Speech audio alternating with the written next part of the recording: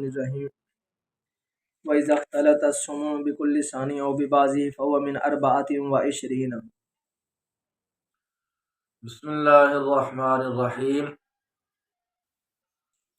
یہ ہمارا جو باب ہے یہ مخارج فروض کے بیان میں تھا۔ ہم جو ہے وہ مخارج فروض کے حوالے سے جو ہے وہ گفتگو پڑھ رہے تھے۔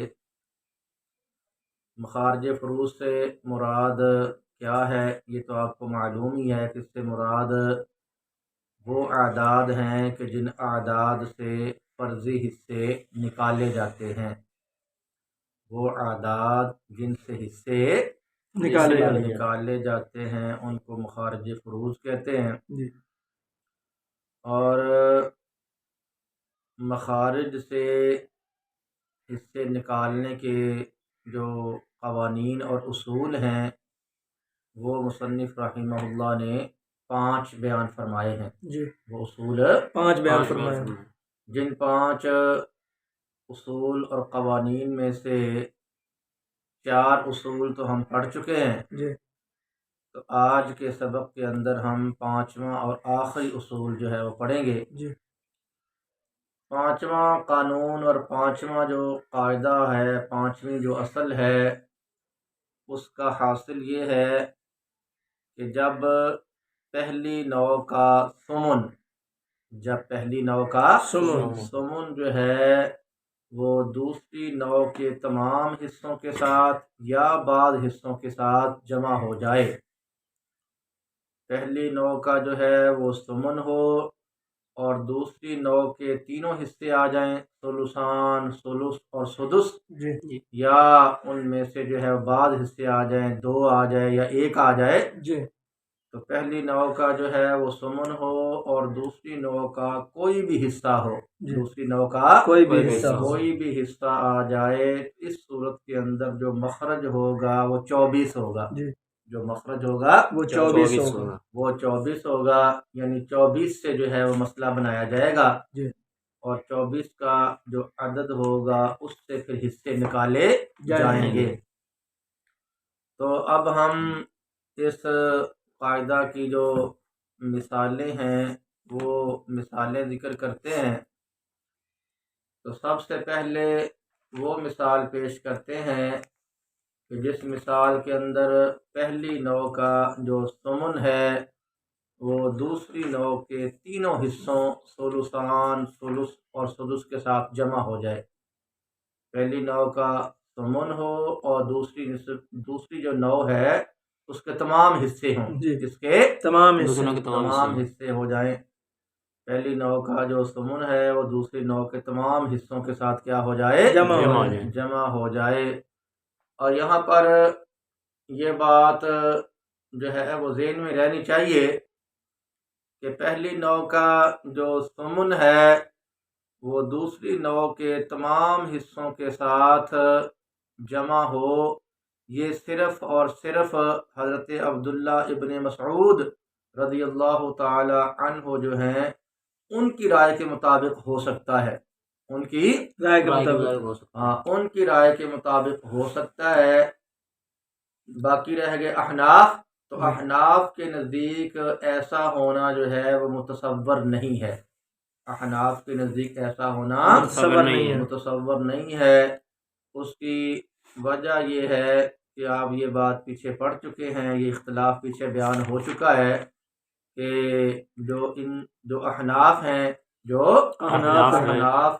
احناف کے نزدیک جو محروم ہوتا ہے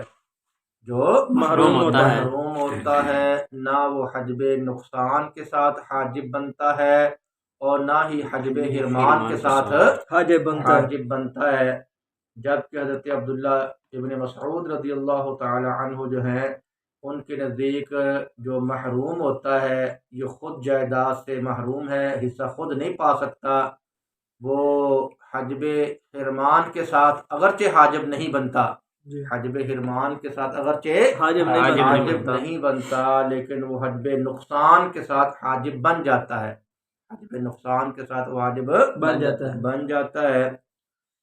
اس لیے پھر ایسی مثال کہ جس کے اندر پہلی نوع کا جو ہے وہ سمن ہو اور دوسری نوع کے جو ہیں وہ تینوں حصے ہوں، تو یہ حضرت عبداللہ ابن مسعود کی رائے کے مطابق تو ایسا ہو سکتا ہے، پہلی نوع کا سمن دوسری نوع کے تمام حصوں کے ساتھ جمع ہو سکتا ہے۔ مثال ایسی ممکن ہے کہ جس کے اندر پہلی نوع کا سمن دوسری نوع کے تمام حصوں کے ساتھ جمع ہو جائے، لیکن احناف کے نزدیک چونکہ محروم جو ہے وہ حاجب جو ہے وہ نہیں بنتا ہے، حاجب نہیں بنتا ہے، اس لیے احناف کے نزدیک کوئی ایسی مثال ممکن نہیں ہے کہ جس کے اندر پہلی نوع کا جو سمن ہے وہ دوسری نوع کے تمام حصوں کے ساتھ کیا ہو، جمع ہو۔ بہرحال ہم جو ہے وہ حضرت عبداللہ ابن مسعود رضی اللہ تعالی عنہ کی رائے کے مطابق وہ مثال ذکر کرتے ہیں کہ جس مثال کے اندر پہلی نوع کا جو سمن ہے وہ دوسری نوع کے تینوں حصوں کے ساتھ کیا ہے، جمع ہے۔ ایک شخص جو ہے وہ فوت ہوتا ہے اور اس کے جو ورثاء ہیں ان ورثاء میں سے اس کی جو ہے وہ زوجہ ہے، 2 عینی بہنیں ہیں، 2 اخیافی بہنیں ہیں، ماں ہے اور اس کا جو غلام بیٹا جو ہے وہ موجود ہے، ٹھیک ہے اس کے ورثاء کے اندر جو ہے اس کی زوجہ، 2 عینی بہنیں، 2 اخیافی بہنیں، ماں اور غلام بیٹا جو ہے وہ موجود ہے۔ تو ہم جو ہے وہ میت لکھنے کے بعد سب سے پہلے جو ہے وہ زوجہ لکھتے ہیں اور اس کے بعد تھوڑی سی جگہ چھوڑ کر تو ہم لکھ لیتے ہیں 2 عینی بہنیں، اس کے بعد پھر لکھ لیتے ہیں 2 اخیافی بہنیں، اس کے بعد پھر ہم لکھتے ہیں ماں اور اس کے بعد ہم لکھ لیتے ہیں غلام بیٹا۔ اب حضرت عبداللہ ابن مسعود رضی اللہ تعالی عنہ کے رائے کے مطابق، آپ کی رائے کے مطابق، چونکہ جو غلام بیٹا ہے جو خود محروم ہے غلام ہونے کی وجہ سے، وہ چونکہ حاجب بن جاتا ہے حجب نقصان کے ساتھ، وہ چونکہ حجب نقصان کے ساتھ حاجب بن جاتا ہے، اس لیے یہ جو غلام بیٹا ہے اپنے والد کی زوجہ کے لیے، یہ اپنے والد کی زوجہ کے لیے جو ہے وہ حجب نقصان کے ساتھ حاجب بنے گا۔ لہذا جو شخص فوت ہو گیا ہے تو اس کی زوجہ کو جو ہے وہ ربع نہیں ملے گا، بلکہ کیا ملے گا، سمن ملے گا۔ کیا ملے گا، سمن ملے گا۔ اگر یہ جو محروم غلام بیٹا ہے اگر یہ موجود نہ ہوتا، مرنے والے کی اولاد بالکل نہ ہوتی، تو اس کی بیوی کو کیا ملنا تھا، ربع ملنا تھا، اس کی بیوی کو ربع ملنا تھا۔ لیکن یہاں پر چونکہ غلام بیٹا جو ہے وہ موجود ہے اور حضرت عبداللہ ابن مسعود کے نزدیک وہ حاجب بھی بنتا ہے، حجب نقصان کے ساتھ وہ حاجب بھی بنتا ہے، اس وجہ سے جو شخص فوت ہوا ہے تو اس کی بیوی کو جو ہے ربع اب نہیں ملے گا، بلکہ کیا ملے گا، سمن ملے گا۔ کیا ملے گا، سمن ملے گا۔ لہذا زوجہ کے نیچے جو ہے ہم لکھ دیتے ہیں سمن۔ کیا لکھتے ہیں، سمن لکھتے ہیں۔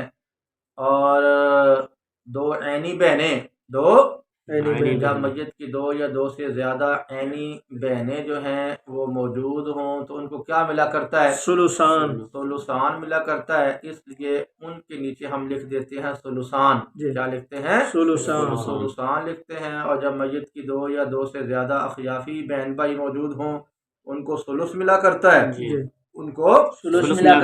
ثلث ملا کرتا ہے، اس لیے اخیافی بہنوں کے نیچے ہم لکھ دیتے ہیں ثلث لکھ دیتے ہیں۔ اور جب میت کے 2 یا 2 سے زیادہ بہن بھائی موجود ہوں اور وہ کسی بھی جہت کے ہوں تو ماں جو ہوتی ہے میت کی اس کو ملا کرتا ہے سدس، ٹھیک ہے، لہذا ماں کے نیچے ہم لکھ دیتے ہیں سدس۔ اور غلام بیٹا چونکہ محروم ہے اس کو کچھ بھی نہیں ملنا ہے، اس کے نیچے ہم لکھ دیتے ہیں محروم، اس کے نیچے ہم محروم لکھ دیتے ہیں، ٹھیک ہے جی۔ اور جو خود محروم ہوتا ہے وہ چونکہ حجب حرمان کے ساتھ کسی کے نزدیک بھی حاجب نہیں بنتا، کسی کے نزدیک بھی حاجب نہیں بنتا ہے، اس لیے یہ جو غلام بیٹا ہے، یہ جو غلام بیٹا ہے عینی اور اخیافی بہنوں کے لیے یہ حاجب نہیں بنے گا، یہ حاجب نہیں بنے گا۔ اگر یہ خود محروم نہ ہوتا، اگر یہ خود محروم نہ ہوتا تو پھر اس نے حاجب بن جانا تھا، پھر اس نے کن کے لیے؟ عینی بہنوں اور اخیافی بہنوں کے لیے حاجب بن جانا تھا، اور پھر ان کو کچھ بھی نہیں ملنا تھا، پھر ان کو کیونکہ آپ ان کے احوال کے اندر یہ بات پڑھ چکے ہیں، عینی بہنیں ہوں یا اخیافی بہنیں ہوں یا لاتی بہنیں ہوں، کوئی بھی ہوں، تو جب وہ میت کا بیٹا کیا ہو موجود ہو تو اس وقت کیا ہو جاتی ہیں؟ یہ محروم ہو جاتی ہیں۔ لیکن یہاں پر بیٹا چونکہ خود محروم ہے، بیٹا خود محروم نہ ہمارے نزدیک وہ حاجب بنتا ہے اور نہ ہی حضرت عبداللہ ابن مسعود کے نزدیک حجب حرمان کے ساتھ حاجب بنتا ہے، حجب حرمان کا حاجب بنتا ہے۔ اس وجہ سے جو ہے وہ عینی بہنیں اور اخیافی بہنیں اس مسئلہ کے اندر محروم نہیں ہوں گی، بلکہ ان کو حصہ ملے گا، اور حصہ وہی ملے گا جو ابھی ہم نے ذکر کر دیا ہے کہ عینی بہنوں کو ثلثان ملے گا اور اخیافی بہنوں کو ثلث ملے گا۔ ٹھیک ہے بھائی؟ اب آپ ذرا توجہ فرما کر دیکھ لیں کہ یہاں پہلی نوع کا جو ثمن ہے وہ دوسری نوع کے تمام حصوں، ان تینوں حصوں کے ساتھ کیا ہے؟ جمع ہے۔ لہذا قانون کے مطابق ہم مسئلہ بنائیں گے 24 سے، مسئلہ بنائیں گے 24 سے مسئلہ بنائیں گے، میت کے اوپر لکھ دیتے ہیں ہم 24۔ اب اس 24 سے حصے نکالنے ہیں، اس 24 سے حصے نکالنے ہیں، تو زوجہ کو جو ہے وہ ثمن ملا تھا، زوجہ کو ثمن ملا تھا، تو 24 کا ثمن کتنا ہے جی؟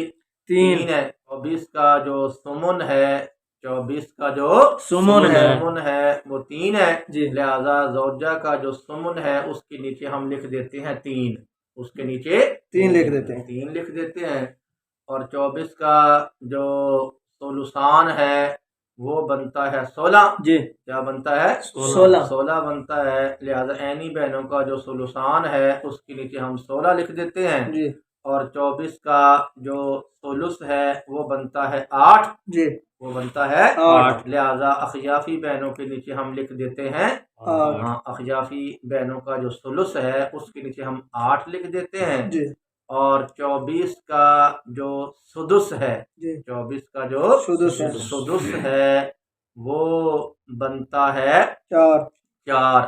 24 کا جو سدس ہے وہ 4 بنتا ہے، لہذا ہم جو ماں کا جو سدس تھا اس کے نیچے لکھ دیتے ہیں 4۔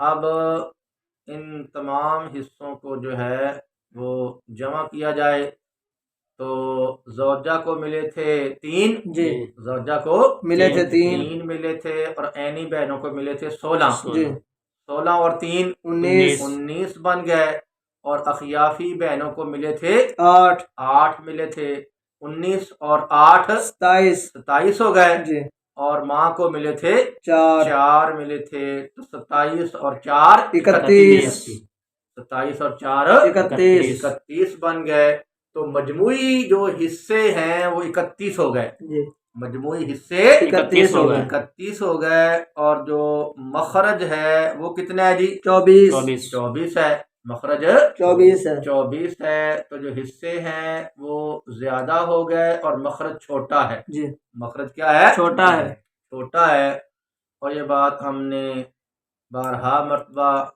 پڑھی ہوئی ہے کہ جب حصے زیادہ ہو جائیں اور جو مخرج ہے وہ چھوٹا ہو جائے، جب حصے زیادہ ہو جائیں اور مخرج کیا ہو جائے؟ چھوٹا ہو جائے، تو اس صورت کے اندر جو ہے وہ اول ہوا کرتا ہے، اس صورت کے اندر اول ہوا کرتا ہے، لہذا یہاں پر جو ہے وہ 24 کا اول ہو جائے گا 31 کی طرف، 24 کا اول ہو جائے گا 31 کی طرف۔ اب جائیداد کے جو حصے ہیں بجائے 24 کے 31 کیے جائیں گے، 24 سے 31 کیے جائیں گے۔ 31 حصے کیے جائیں گے۔ 31 حصوں میں سے جو 3 حصے ہیں وہ دے دیے جائیں گے زوجہ کو، 16 حصے دے دیے جائیں گے عینی بہنوں کو، 8 حصے دے دیے جائیں گے اخیافی بہنوں کو، اور جو 4 حصے ہیں وہ دے دیے جائیں گے ماں کو۔ ٹھیک ہے جی یہ جو مسئلہ ہم نے ابھی حل کیا ہے یہ حضرت عبداللہ ابن مسعود رضی اللہ تعالی عنہ کی رائے کے مطابق حل کیا ہے۔ جی اور یہ مسئلہ جو احناف ہیں ان کے نزدیک یہ یوں حل کیا جائے گا، ان کے نزدیک یہ مسئلہ یوں حل کیا جائے گا کہ جو زوجہ ہے جی جو زوجہ ہے زوجہ ہے اس کو ثمن نہیں ملے گا بلکہ اس کو کیا ملے گا؟ ربع ملے گا۔ ان کو ثمن نہیں ملے گا بلکہ ربع ملے گا۔ ان کو زوجہ جو ہے اس کو ثمن نہیں ملے گا بلکہ ربع ملے گا، اور عینی بہنوں کو تو وہی ملنا ہے، جی عینی بہنوں کو ثلثان ملے گا، اخیافی بہنوں کو ثلث ملے گا، ماں کو وہی سدس ملے گا، ماں کو وہی سدس ملے گا۔ اب احناف کے نزدیک یہاں پر پہلی نوع کا جو ربع ہے، پہلی نوع کا جو ربع ہے وہ دوسری نوع کے تینوں حصوں کے ساتھ کیا ہے؟ جمع ہے۔ دوسری نوع کے تینوں حصوں کے ساتھ جمع ہے، لہذا قانون کے مطابق جو مسئلہ بنے گا وہ 12 سے بنے گا۔ کیا بنے گا؟ 12 سے بنے گا، 24 سے نہیں بنے گا، کیونکہ پہلی نوع کا جو ربع ہے وہ دوسری نوع کے تمام یا بعض حصوں کے ساتھ جمع ہو جائے۔ تو آپ نے جو قاعدہ نمبر 4 پڑھا تھا، قاعدہ نمبر 4 پڑھا تھا، وہ یہی تھا کہ پہلی نوع کا جب ربع ہو اور دوسری نوع کا کوئی بھی حصہ ہو، تینوں ہوں یا بعض ہوں، تو پھر مسئلہ کس سے بنتا ہے؟ مسئلہ پھر بنتا ہے 12 سے، مسئلہ بنتا ہے 12 سے بنتا ہے، لہذا یہاں مسئلہ 12 سے بنے گا، مسئلہ 12 سے بنے گا۔ مخرج جو ہے وہ 12 ہوگا، اس 12 سے حصے نکالیں گے، اس 12 سے حصے نکالیں گے تو 12 کا جو بنتا ہے ربع، 12 کا جو ربع بنتا ہے وہ 3 بنتا ہے، وہ کیا بنتا ہے؟ 3 بنتا ہے، لہذا زوجہ کا جو ربع ہے اس کے نیچے ہم لکھیں گے 3، اور 12 کا جو ثلثان ہے، 12 کا جو ثلثان ہے وہ بنتا ہے 8، لہذا عینی بہنوں کے ثلثان کے نیچے لکھیں گے ہم 8، اور 12 کا جو ثلث ہے وہ بنتا ہے 4، لہذا اخیافی بہنوں کے جو اخیافی بہنوں کا جو ثلث ہے اس کے نیچے ہم لکھیں گے 4 لکھیں گے، اور 12 کا جو سدس ہے وہ بنتا ہے 2، وہ بنتا ہے 2، تو ماں کا جو سدس تھا اس کے نیچے ہم لکھیں گے 2۔ اب آپ ان حصوں کو جمع کریں تو زوجہ کو ملے تھے 3 ملے تھے، اور عینی بہنوں کو ملے تھے 8، 3 اور 8 11 ہو گئے، اور اخیافی بہنوں کو ملے تھے 4 ملے تھے، تو 11 اور 4 15 ہو گئے، اور ماں کو ملے تھے 2، تو 15 اور 2 17 ہو گئے، تو یہاں مجموعی حصے بن گئے 17، مجموعی حصے 17 بن چکے ہیں، اور جو مخرج ہے وہ کتنا ہے جی؟ وہ 12 ہے، وہ 12 ہے، مخرج 12 ہے، تو مجموعی حصوں کی تعداد جو ہے وہ مخرج سے بڑھ گئی، مجموعی حصوں کی تعداد مخرج سے جو ہے وہ بڑھ گئی ہے، حصوں کی تعداد زیادہ ہو گئی اور مخرج چھوٹا ہے، لہذا پھر جو ہے ہم یہاں پر کریں گے اول، کیا کریں گے؟ اول کریں گے، تو 12 کا اول ہو جائے گا 17 کی طرف، 12 کا اول 17 کی طرف ہو جائے گا، جائیداد کے حصے 12 کرنے کی بجائے 17 کر لیں گے، حصے 17 کر لیں گے، جن میں سے جو ہے وہ 3 حصے جو ہے وہ زوجہ کو دے دیں گے، 8 حصے جو ہے وہ عینی بہنوں کو دے دیں گے، اور 4 حصے اخیافی بہنوں کو دے دیں گے، اور جو 2 حصے ہیں وہ ماں کو دے دیں گے۔ ٹھیک ہے بھائی جی۔ اب ہم جو ہے وہ والی مثال لے کر آتے ہیں کہ جس مثال کے اندر جو ہے وہ پہلی نوع کا جو ثمن ہے وہ دوسری نو کے فقط ایک حصہ سلوسان کے ساتھ جمع ہو جائے. پہلی نو کا سمن دوسری نو کے ایک حصہ سلوسان کے ساتھ کیا ہو جائے؟ جمع ہو جائے. تو بھائی ایک شخص جو ہے وہ اپنی زوجہ اور 2 بیٹیاں چھوڑ کر فوت ہوا. زوجہ اور 2 بیٹیاں چھوڑ کر فوت ہوا. 2 بیٹیاں جو ہے وہ چھوڑ کر فوت ہوا. تو میت لکھنے کے بعد سب سے پہلے ہم زوجہ لکھتے ہیں اور اس کے بعد ہم لکھ لیتے ہیں 2 بیٹیاں. ٹھیک ہے. اور جب کوئی شخص جو ہے وہ فوت ہو جائے اور اس کی اولاد موجود ہو اس کی اولاد موجود ہو تو اس کی بیوی کو ملا کرتا ہے سمن. لہذا ہم زوجہ کے نیچے سمن لکھ دیتے ہیں. اور جب کوئی شخص جو ہے اپنی 2 یا 2 سے زیادہ بیٹیاں چھوڑ کر جو ہے وہ فوت ہو جائے تو ان کو ملا کرتا ہے سلوسان. ان کو سلوسان ملتا ہے. ان کو سلوسان ملتا ہے. تو ہم بیٹیوں کے نیچے لکھ دیتے ہیں سلوسان. اب آپ توجہ فرما کر دیکھ لیں، یہاں پہلی نو کا جو ہے وہ سمن ہے اور دوسری نو کا ایک حصہ سلوسان ہے. لہذا قانون کے مطابق ہم مسئلہ 24 سے بنائیں گے. جو مخرج ہے وہ کیا ہوگا؟ 24 ہوگا. تو میت کے اوپر ہم 24 لکھ لیتے ہیں. میت کے اوپر 24 لکھ لیتے ہیں. اس 24 سے حصے نکالے جائیں گے. تو 24 کا جو سمن ہے 24 کا جو سمن ہے وہ بنتا ہے 3. تو زوجہ کے سمن کے نیچے ہم 3 لکھتے ہیں.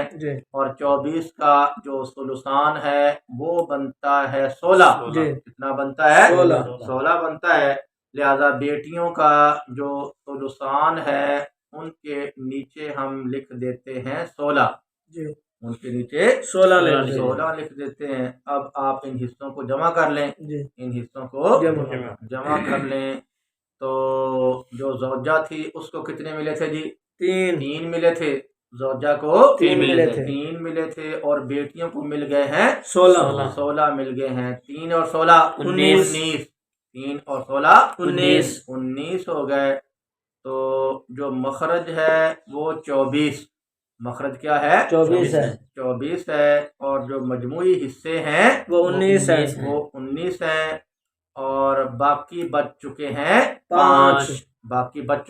5. اور ان 5 حصوں کو لینے والا کوئی اسبہ موجود نہیں ہے. کوئی اسبہ موجود نہیں ہے. تو جب فرضی حصے جو ہیں وہ کم ہو، مخرج کیا ہو؟ بڑا ہو اور اسبہ کوئی لینے والا نہ ہو تو اس صورت میں رد ہوا کرتا ہے. اس صورت کے اندر رد ہوا کرتا ہے. اور لہذا یہاں پر جو ہے وہ رد ہوگا. یہاں پر کیا ہوگا؟ رد ہوگا. اور آپ یہ جانتے ہیں کہ جو زوجہ ہے وہ اہل رد میں سے نہیں ہے. جو زوجہ ہے وہ اہل رد میں سے نہیں ہے.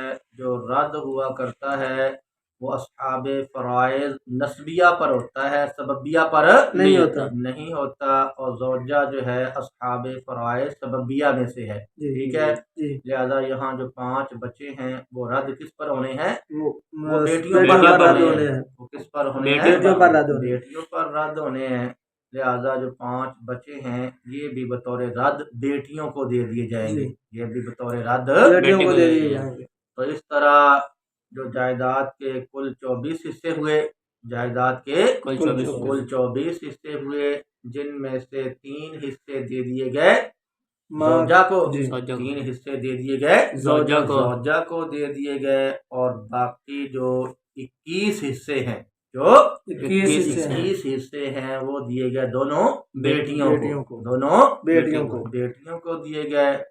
16 حصے تو ان کو مل گئے ذی فرض کے طور پر. 16 حصے ان کو ذی فرض کے طور پر مل گئے. اور جو باقی 5 حصے ہیں وہ بطور رد ان کو مل گئے. اب ہم جو ہے وہ مثال ذکر کرتے ہیں کہ جس مثال کے اندر پہلی نو کا جو سمن ہے، سمن ہے وہ دوسری نو کے ایک حصہ ثلث کے ساتھ کیا ہو جائے؟ جمع ہو جائے. پہلی نو کا سمن ہو اور دوسری نو کا ایک ہی حصہ ہو اور وہ ایک حصہ جو ہے وہ ثلث ہو. کیا ہو؟ ثلث ہو.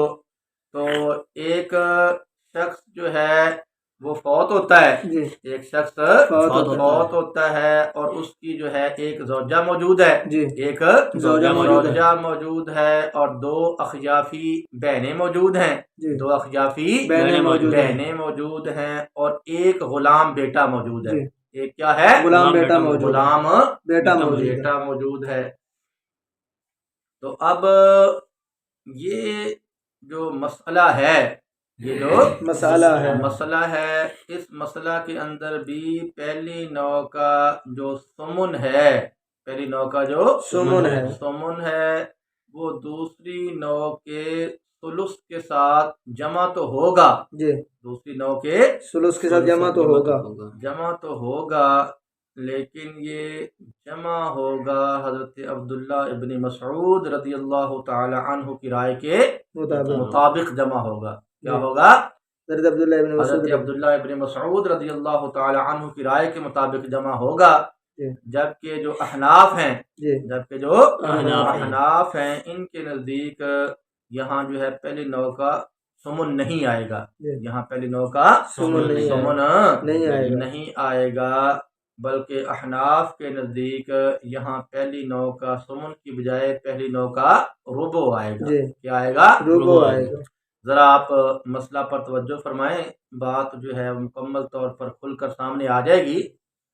اب جو ہے حضرت عبداللہ ابن مسعود رضی اللہ تعالی عنہ کی رائے کے مطابق چونکہ جو محروم ہوتا ہے وہ حجب نقصان کے ساتھ کیا بنتا ہے؟ حاجب بنتا ہے، لہذا یہ جو شخص فوت ہوا ہے اس کا جو غلام بیٹا ہے، اس کا جو غلام بیٹا ہے، یہ فوت ہونے والا جو شخص ہے، فوت ہونے والا جو شخص ہے، اس کی بیوی کے لیے یہ کیا بنے گا؟ حاجب بنے گا، اس کی بیوی کے لیے یہ حاجب بنے گا، لہذا اس کی جو بیوی ہے اس کو ربع نہیں ملے گا بلکہ کیا ملے گا؟ سمن۔ کیا ملے گا؟ سمن ملے گا۔ تو لہذا ہم زوجہ کے نیچے لکھ دیتے ہیں سمن، زوجہ کے نیچے سمن لکھ دیتے ہیں، اور جو دو اخیافی بہنیں ہیں، جو دو اخیافی بہنیں ہیں، ان کو کیا ملے گا؟ ثلث، ان کو ملے گا ثلث ملے گا، کیونکہ جب جو میت کی دو اخیافی بہنیں ہوں یا دو اخیافی بہن بھائی ہوں، یا بہرحال جو اخیافی بہن بھائی ہیں، اخیافی بہن بھائی جو ہیں وہ دو یا دو سے کیا ہوں؟ زیادہ ہوں، تو ان کو ثلث ملا کرتا ہے، ان کو کیا ملا کرتا ہے؟ ثلث ملا کرتا ہے، اور جو محروم ہوتا ہے وہ حجب حرمان کے ساتھ تو حاجب بنتا نہیں ہے، حجب حرمان کے ساتھ حاجب نہیں بنتا ہے، لہذا یہ اخیافی جو بہنیں ہیں ان کے لیے تو حجب حرمان کے ساتھ حاجب نہیں بننا، اس لیے ان کو کیا ملے گا؟ ثلث ملے گا، ان کو ثلث ملے گا۔ تو ان کے نیچے ہم نے کیا لکھ دیا؟ ثلث۔ کیا لکھ دیا؟ ثلث لکھ دیا۔ اب آپ توجہ فرما کے دیکھ لیں، یہاں پہلی نوع کا جو ہے وہ سمن ہے اور دوسری نوع کا ایک حصہ کیا ہے؟ ثلث ہے، لہذا قانون کے مطابق مسئلہ جو بنے گا وہ 24 سے بنے گا، جو مخرج ہوگا وہ 24 ہوگا، مخرج 24 ہوگا، لہذا میت کے اوپر لکھ دیتے ہیں ہم 24۔ اب اس 24 سے حصے نکالنے ہیں، تو 24 کا جو سمن ہے وہ بنتا ہے 3، وہ کیا بنتا ہے؟ 3، لہذا زوجہ کا جو سمن ہے اس کے نیچے ہم لکھ دیتے ہیں 3 لکھ دیتے ہیں، اور 24 کا جو ثلث ہے وہ بنتا ہے 8۔ 24 کا جو ثلث ہے 1/3 جو ہے وہ کتنا بنتا ہے؟ 8 بنتا ہے، لہذا اخیافی بہنوں کے نیچے ہم لکھ دیتے ہیں 8۔ غلام بیٹا محروم ہے، غلام بیٹا اس کے نیچے آ گیا محروم، اس کے نیچے محروم لکھ دیا گیا، ٹھیک ہے۔ اب یہاں پر آپ جو ہے حصوں کو جمع کر لیں، حصوں کو جمع کریں، زوجہ کو ملے تھے 3 ملے تھے، اور جو اخیافی بہنیں ہیں ان کو ملے ہیں 8۔ 3 اور 8 11، 3 اور 8 11، تو مجموعی حصے ہو گئے 11۔ مجموعی حصے ہو گئے 11 ہو گئے، اور جو مخرج ہے وہ کتنا ہے جی؟ وہ 24 ہے، مخرج 24 ہے، تو مجموعی حصے تھوڑے ہیں جی، مجموعی حصے تھوڑے ہیں اور مخرج کیا ہے؟ زیادہ بڑا ہے، مخرج بڑا ہے، اور جو حصے باقی بچ گئے ہیں وہ کتنے ہیں جی؟ وہ 13 ہیں جی، جو باقی حصے بچے ہیں وہ 13 ہیں، اور ان حصوں کو لینے والا کوئی اسبہ موجود نہیں ہے، ان حصوں کو لینے والا کوئی اسبہ موجود نہیں ہے، لہذا یہاں پر کیا کیا جائے گا؟ رد کیا جائے گا، یہاں پر جو ہے وہ رد کیا جائے گا۔ تو جو زوجہ ہے وہ کیا ہے؟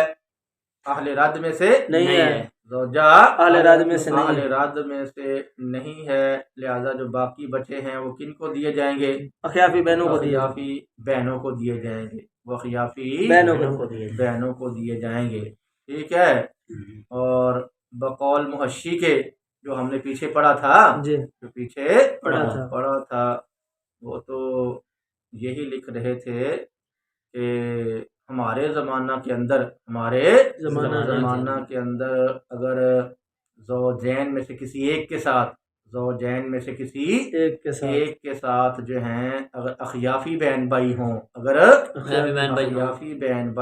تو بجائے اخیافی بہن بھائیوں پر رد کرنے کے کس پر رد کیا جائے گا؟ زوجین میں سے جو بھی ساتھ ہوگا، زوجہ ہوگی یا زوج ہوگا، جو ہوگا اس پر رد کیا جائے گا، اس پر کیا کیا جائے گا؟ رد کیا جائے گا۔ اور ٹھیک ہے، یہ مسئلہ تو حل ہوا حضرت عبداللہ ابن مسعود رضی اللہ تعالی عنہ کی رائے کے مطابق، اور احناف کے نزدیک چونکہ جو محروم بیٹا ہے وہ حاجب نہیں بنے گا، لہذا احناف کے نزدیک جو زوجہ ہے اس کو سمن نہیں ملے گا، بلکہ کیا ملے گا؟ ربو ملے گا۔ کیا ملے گا؟ ربو ملے گا، لہذا جو زوجہ ہے اس کے نیچے ہم لکھیں گے ربو، اس کو نیچے لکھیں گے ربو لکھیں گے، اور جو بہنیں ہیں اخیافی بہنیں ہیں تو ان کے نیچے وہی جو پہلے لکھا تھا، کیا؟ سلس، پہلے کیا لکھا تھا؟ سلس لکھا تھا، وہی آئے گا، اور جو غلام بیٹا ہے وہ محروم ہے تو اس کے نیچے کیا آ جائے گا؟ محروم آ جائے گا۔ اب آپ توجہ فرما کے دیکھ لیں کہ یہاں پر پہلی نوع کا کیا آیا ہوا ہے؟ ربو آیا ہے، اور دوسری نوع کا کیا آیا ہے؟ سلس آیا ہے، اور اب یہاں پر قاعدہ نمبر جو ہے وہ 4 چلے گا، قاعدہ نمبر 4 چلے گا۔ پہلی نوع کا ربو ہو، دوسری نوع کا کوئی بھی حصہ ہو، تو مسئلہ بنا کرتا ہے 12 سے، مخرج 12 ہوتا ہے، لہذا میت کے اوپر کیا لکھیں گے؟ 12 لکھیں گے، اور اسی 12 سے حصے نکالنے ہیں، تو 12 کا جو ربو ہے وہ بنتا ہے 3، تو زوجہ کے ربو کے نیچے ہم لکھ دیں گے 3 لکھ دیں گے، اور 12 کا جو ثلث ہے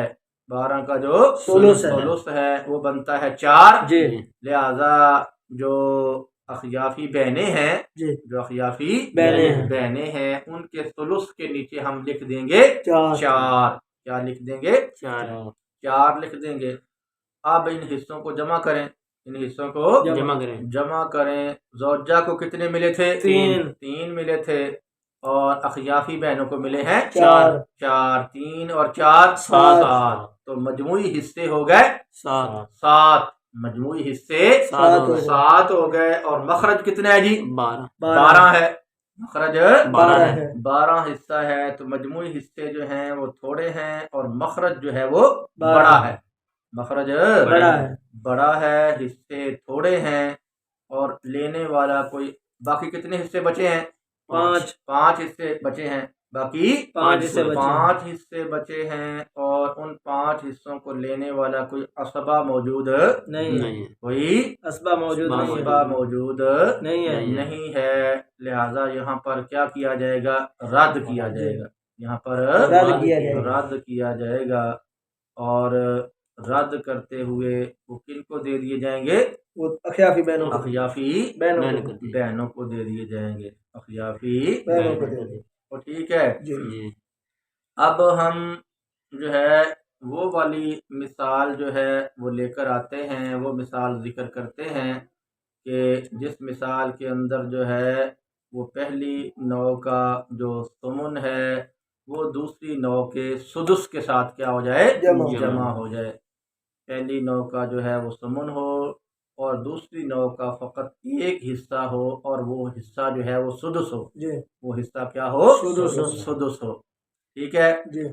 एक शख्स फौत होता है और उसके वरसा में से जो है उसकी ज़ौजा है, माँ है और बेटा है। जी।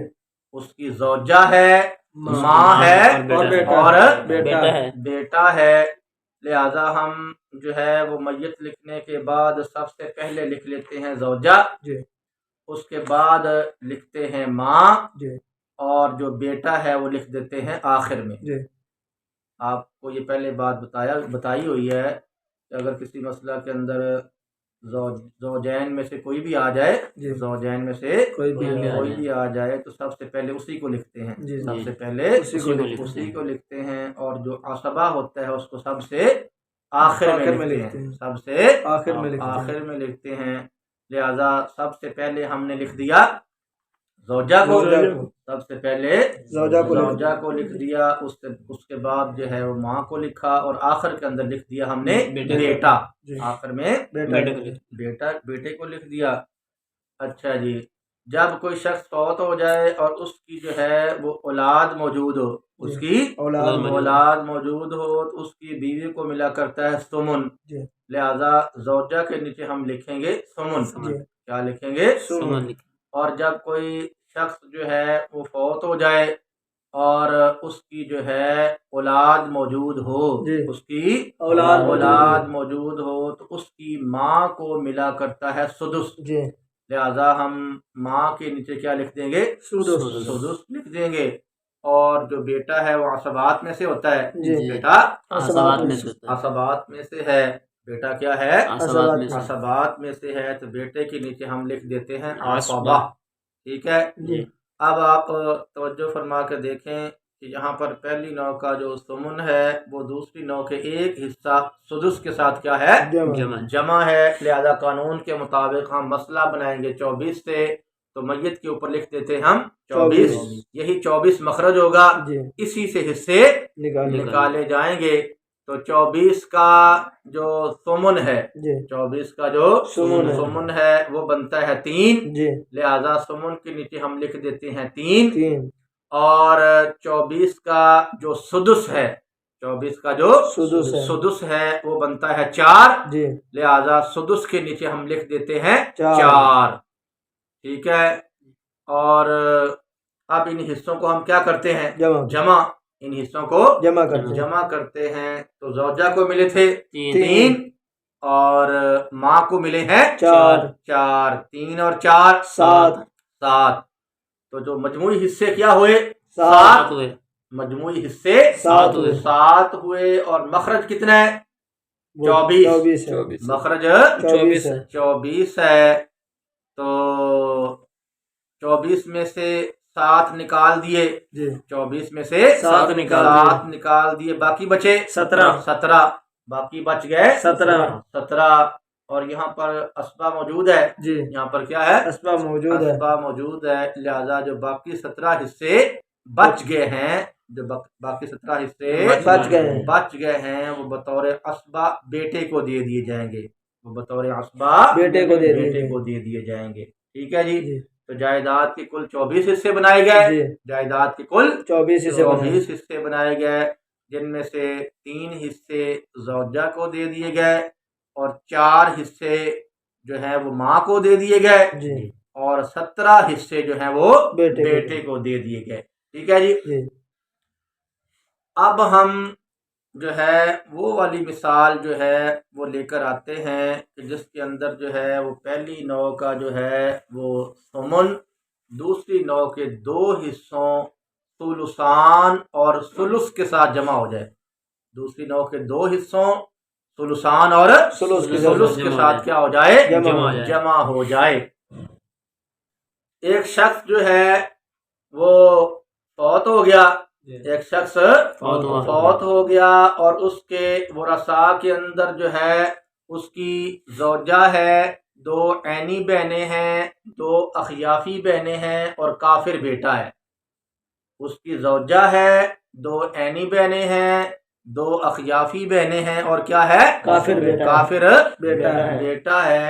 لہذا میت لکھنے کے بعد جو ہے ہم سب سے پہلے جو ہے وہ زوجہ کو لکھتے ہیں، اس کے بعد جو ہے وہ 2 عینی بہنیں لکھتے ہیں، اس کے بعد پھر ہم لکھتے ہیں 2 اخیافی بہنیں اور آخر کے اندر ہم لکھ لیتے ہیں کافر بیٹا۔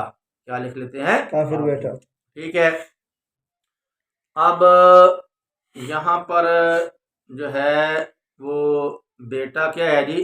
کافر ہے۔ بیٹا کافر ہے۔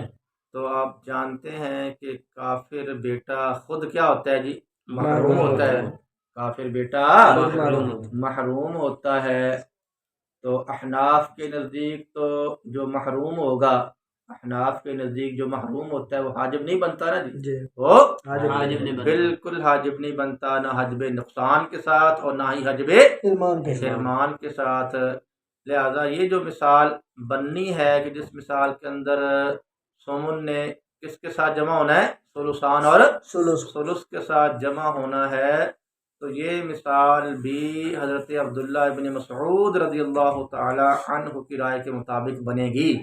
یہ مثال بھی حضرت عبداللہ ابن مسعود کی رائے کے مطابق بنے گی۔ احناف کے نزدیک ایسی کوئی صورت نہیں بنے گی، احناف کے نزدیک کوئی ایسی صورت نہیں بنے گی کہ جس کے اندر جو ہے وہ سومن جو ہے وہ دوسری نوع کے سلسان اور سلس کے ساتھ جمع ہو۔ یہ مثال بھی حضرت عبداللہ ابن مسعود کی رائے کے مطابق بنے گی۔ تو ان کی رائے کے مطابق ہم اس کو پہلے حل کرتے ہیں، ان کی رائے کے مطابق اس مسئلہ کو ہم پہلے حل کرتے ہیں۔ لہذا جو شخص فوت ہوا ہے اس کی زوجہ جو ہے اس کو ربع نہیں ملے گا بلکہ کیا ملے گا؟ ثمن ملے گا۔ کیا ملے گا؟ ثمن ملے گا، کیونکہ اس کا مرنے والے کا جو کافر بیٹا ہے وہ اس کی بیوی کے لیے کیا بنے گا؟ حجب نقصان کے ساتھ حاجب بنے گا۔ ٹھیک ہے، تو اس کے نیچے ہم نے کیا لکھ دیا؟ ثمن۔ ٹھیک ہے، اور عینی بہنیں جب 2 یا 2 سے زیادہ ہوں تو ان کو سلسان ملتا ہے، تو ان کے نیچے سلسان آ گیا۔ اور اخیافی بہنیں جب 2 یا 2 سے زیادہ ہوں تو ان کے لیے آتا ہے سلس، ان کو سلس ملتا ہے، ان کے نیچے ہم نے لکھ دیا سلس لکھ دیا۔ اور کافر بیٹا چونکہ محروم ہے تو اس کے نیچے کیا لکھ دیا گیا؟ محروم لکھ دیا گیا۔ اب آپ توجہ فرما لیں، یہاں پہلی نوع کا جو ثمن ہے وہ دوسری نوع کے 2 حصوں سلسان اور سلس کے ساتھ کیا ہے؟ جمع ہے۔ لہذا قانون کے مطابق مسئلہ 24 سے بنے گا، مسئلہ 24 سے بنایا جائے گا، مخرج 24 ہوگا، اسی 24 سے حصے نکالے جائیں گے۔ تو 24 کا جو ثمن ہے وہ بنتا ہے 3، لہذا ثمن کے نیچے 3 آ جائے گا، اور 24 کا جو سلسان ہے وہ بنتا ہے 16، تو سلسان کے نیچے 16 لکھ دیتے ہیں، اور 24 کا جو سلس ہے وہ بنتا ہے 8، لہذا سلس کے نیچے ہم لکھ دیتے ہیں 8۔ آپ ان حصوں کو آپ جمع کر کے دیکھیں، زوجہ کو ملے تھے 3، زوجہ کو 3 ملے تھے، عینی بہنوں کو ملے تھے 16، 3 اور 16 19 بن گئے، اور اخیافی بہنوں کو ملے تھے 8، 19 اور 8 27 بن گئے، تو مجموعی حصے ہو گئے 27، مجموعی حصے 27 ہو گئے، اور جو مخرج ہے وہ ہے 24، مخرج 24 ہے، تو حصے جو ہیں وہ زیادہ ہو گئے اور مخرج چھوٹا ہے، مخرج چھوٹا ہے، لہذا 24 کا اول ہو جائے گا 27 کی طرف۔ اب جائیداد کے حصے بجائے 24 کے 27 کیے جائیں گے، جن میں سے جو 3 ہیں وہ زوجہ کو دے دیے جائیں گے، اور 16 جو ہے وہ عینی بہنوں کو دے دیے جائیں گے، اور جو 8 حصے ہیں وہ اخیافی بہنوں کو دے دیے جائیں گے۔ یہ مسئلہ حل ہوا حضرت عبداللہ ابن مسعود رضی اللہ تعالی عنہ کی رائے کے مطابق۔ احناف کے نزدیک یہ مسئلہ جو ہے وہ یوں حل ہوگا کہ جو زوجہ ہے اس کو جو ہے وہ سمن نہیں ملے گا بلکہ ربع ملے گا. جو زوجہ ہے اس کو سمن نہیں ملے گا بلکہ ربع ملے گا. نہیں ملے گا بلکہ ربع ملے گا، کیونکہ احناف کے نزدیک جو کافر بیٹا ہے یہ مرنے والے شخص کی بیوی کے لیے حاجب نہیں بنے گا، حاجب نہیں بنے گا. لہذا زوجہ کے نیچے ہم جو ہے وہ ربع لکھتے ہیں، زوجہ کے نیچے ربع لکھتے ہیں. باقی عینی بہنوں کے لیے وہی ثلثان ہے اور اخیافی بہنوں کے لیے بھی وہی ثلث ہے. ٹھیک ہے. اب آپ توجہ فرما کے دیکھیں کہ یہاں پہلی نوع کا جو ربع ہے وہ دوسری نوع کے دو حصوں ثلثان اور ثلث کے ساتھ جمع ہوا ہے. لہذا قانون کے مطابق جو مسئلہ ہے وہ 12 سے بنے گا. میت کے اوپر ہم 12 لکھتے ہیں، یہی 12 مخرج ہوگا. اسی 12 سے حصے نکالے جائیں گے، اسی 12 سے حصے نکالے جائیں گے. تو جو 12 کا جو ربع ہے، 12 کا جو ربع ہے وہ بنتا ہے 3. لہذا ربع کے نیچے ہم 3 لکھیں گے. 12 کا جو ثلثان ہے وہ بنتا ہے 8، تو ثلثان کے نیچے ہم 8 لکھیں گے. اور 12 کا جو ثلث ہے وہ بنتا ہے 4، لہذا ثلث کے نیچے ہم کیا لکھیں گے؟ 4 لکھیں گے. اب آپ ان حصوں کو جمع کریں، ان حصوں کو جمع کریں تو زوجہ کو کتنے ملے تھے؟ 3. زوجہ کو 3 ملے تھے، اور جو عینی بہنیں ہیں ان کو ملے تھے 8 ملے تھے. تو 3 اور 8 11 ہو گئے. اور جو اخیافی بہنیں ہیں ان کو ملے تھے 4. اخیافی بہنوں کو 4 ملے تھے، اخیافی بہنوں کو 4 ملے تھے. 11 اور 4 15. تو مجموعی حصے ہو گئے 15، مجموعی حصے 15 ہو گئے. اور جو مخرج ہے وہ کیا ہے؟ 12 ہے. مخرج 12 ہے. حصے جو ہیں وہ زیادہ ہو گئے ہیں اور مخرج چھوٹا ہے، مخرج چھوٹا ہے. لہذا 12 کا اول ہو جائے گا 15 کی طرف. اب حصے بجائے 12 کے 15 کیے جائیں گے. جن 15 میں سے جو 3 حصے ہیں وہ کس کو دے دیے جائیں گے؟ 3 حصے دے دیے جائیں گے زوجہ کو، 3 حصے زوجہ کو دے دیے جائیں گے. اور جو 8 حصے ہیں، جو 8 حصے ہیں وہ عینی بہنوں کو دے دیے جائیں گے. اور جو 4 حصے ہیں وہ دے دیے جائیں گے اخیافی بہنوں کو، وہ دے دیے جائیں گے اخیافی بہنوں. ٹھیک ہے. اب ہم جو ہے وہ والی مثال جو ہے وہ لے کر آتے ہیں کہ جس مثال کے اندر جو ہے وہ پہلی نوع کا جو ثمن ہے وہ دوسری نوع کے 2 حصوں کے ساتھ جمع ہو، اور وہ جو 2 حصے ہیں وہ ہوں ثلثان اور سدس. کیا ہوں؟ ثلثان اور سدس ہوں. پہلی نوع کا جو ہے وہ ثمن دوسری نوع کے 2 حصوں یعنی ثلثان اور سدس کے ساتھ کیا ہو جائے؟ جمع ہو جائے. ایک شخص جو ہے وہ فوت ہو گیا اور اس کے ورثاء کے اندر جو ہے اس کی بیوی ہے اور اس کی 2 بیٹیاں ہیں، ماں ہے اور چچا ہے. اس کی جو ہے وہ زوجہ، 2 بیٹیاں، ماں اور چچا جو ہے وہ موجود ہے. تو ہم میت لکھنے کے بعد سب سے پہلے جو ہے وہ زوجہ کو لکھتے ہیں، اس کے بعد جو ہے ہم 2 بیٹیاں لکھتے ہیں، اور اس کے بعد جو ہے ہم ماں کو لکھ لیتے ہیں، اور آخر کے اندر ہم لکھ لیتے ہیں چچا کو. ٹھیک ہے. اب جب کوئی شخص جو ہے وہ فوت ہو جائے اور اس کی جو ہے اولاد موجود ہو، اس کی اولاد موجود ہو تو اس کی زوجہ کو ملا کرتا ہے ثمن، اس کی زوجہ کو ثمن ملا کرتا ہے. لہذا زوجہ کے نیچے ہم لکھ دیتے ہیں ثمن. اور جب کوئی شخص فوت ہو اور اس کی 2 یا 2 سے زیادہ بیٹیاں موجود ہوں تو ان کو ملا کرتا ہے ثلثان. تو بیٹیوں کے نیچے ہم لکھتے ہیں ثلثان. اور جب مرنے والے شخص کی جو ہے اولاد موجود ہو تو اس کی ماں کو ملا کرتا ہے سدس، لہذا ہم ماں کے نیچے لکھتے ہیں سدس. اور چچا عصبات میں سے ہے، چچا عصبات میں سے ہے، لہذا چچا کے نیچے ہم لکھ دیتے ہیں عصبہ. ٹھیک ہے. اب آپ توجہ فرما کے دیکھیں اس مسئلہ کے اندر پہلی نوع کا جو ہے سمن ہے اور دوسری نوع کے دو حصے ہیں، اور وہ دو حصے کون کون سے ہیں؟ ثلثان اور سدس ہیں، ثلثان اور سدس ہیں۔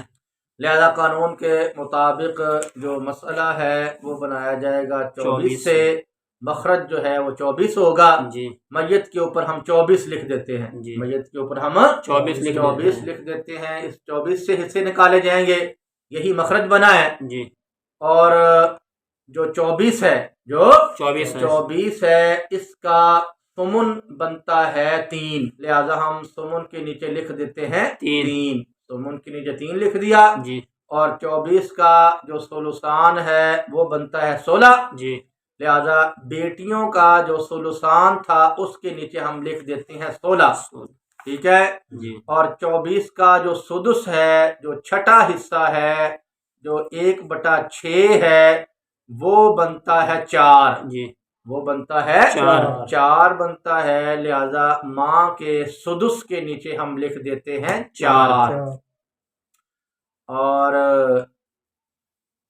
اب ان حصوں کو ہم جمع کرتے ہیں جی، ان حصوں کو جمع کرتے ہیں، تو زوجہ کو ملے تھے 3، اور جو ہیں بیٹیاں، جو بیٹیاں ہیں ان کو ملے تھے 16، 3 اور 16 19 ہو گئے، اور ماں کو ملے تھے 4، 19 اور 4 23، 19 اور 4 23، تو مجموعی حصے ہو گئے 23، مجموعی حصے 23 ہو گئے، اور جو مخرج ہے وہ کتنا ہے جی؟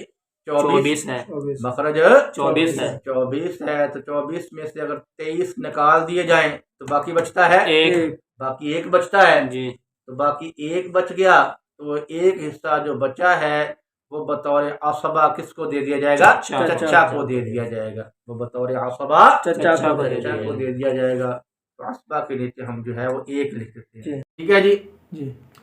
لو جناب، اب جو ہے وہ آخری ایک مثال باقی رہ گئی ہے جی، آخری ایک مثال باقی، کل ہم نے 7 مثالیں ذکر کرنی تھیں، تو جن میں سے 6 مثالیں ذکر ہو چکی ہیں، 6 مثالیں ذکر ہو چکی ہیں، تو آخری ایک مثال باقی رہ گئی ہے۔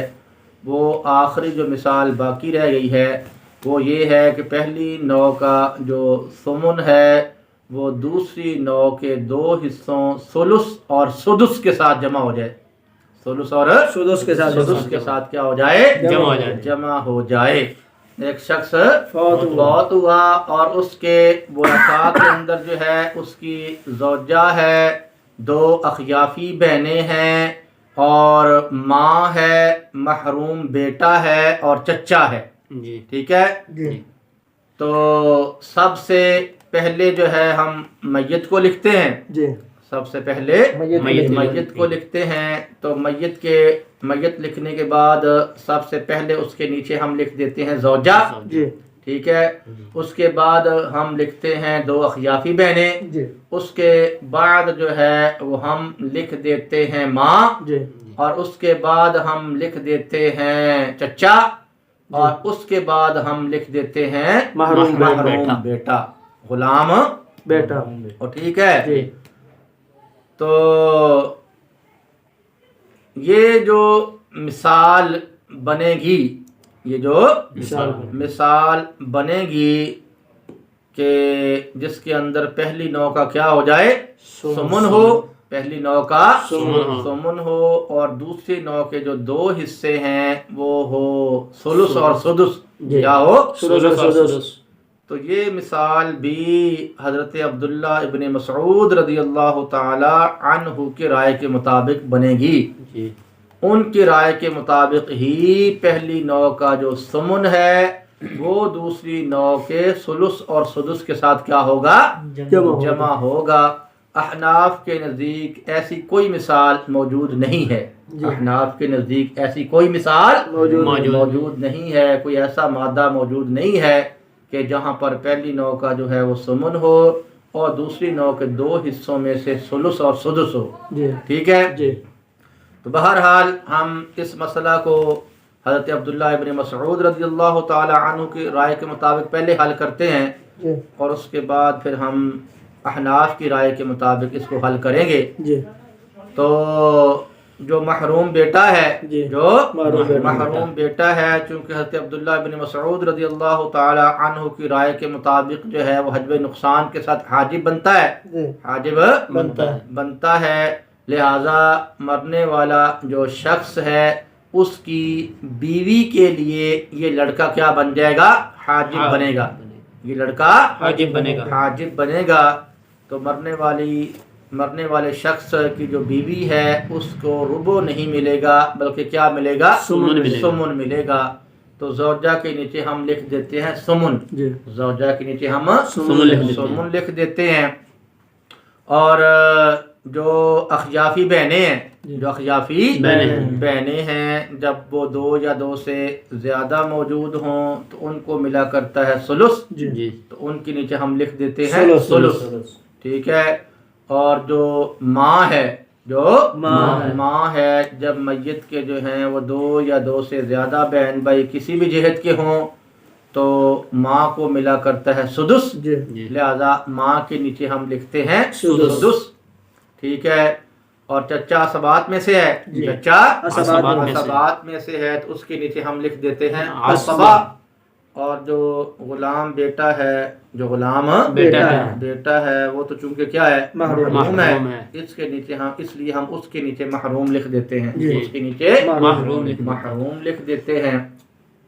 اب آپ توجہ فرمائیں، دیکھیں، ملاحظہ فرمائیں کہ پہلی نوع کا جو سمن ہے وہ دوسری نوع کے 2 حصوں ثلث اور سدس کے ساتھ کیا ہے؟ جمع ہے، لہذا قانون کے مطابق مسئلہ جو ہے وہ 24 کے سے بنے گا۔ میت کے اوپر ہم 24 لکھتے ہیں، مخرج یہی 24 ہوگا، مخرج یہی 24 ہوگا، اسی سے حصے نکالنے ہیں۔